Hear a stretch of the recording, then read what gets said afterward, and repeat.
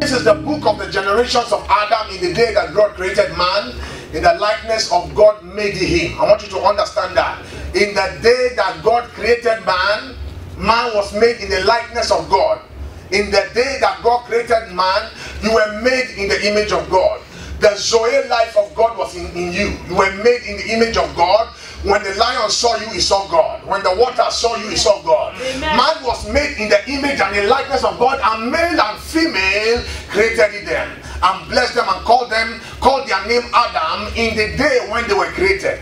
And Adam lived 130 years and begat a son in his own likeness.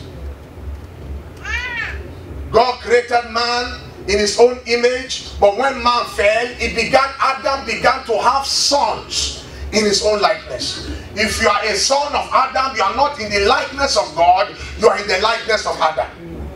What will make you, and that likeness of Adam is what we call sin nature.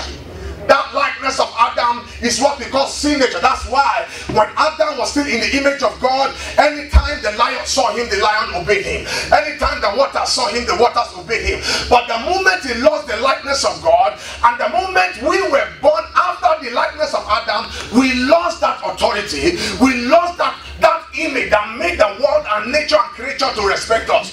What born again is the removal of that likeness totally, and then the planting of the likeness that we lost after Adam sinned. That's why the Bible says in 2 Corinthians chapter 5 verse 17, if a man be in Christ, he is a new creature.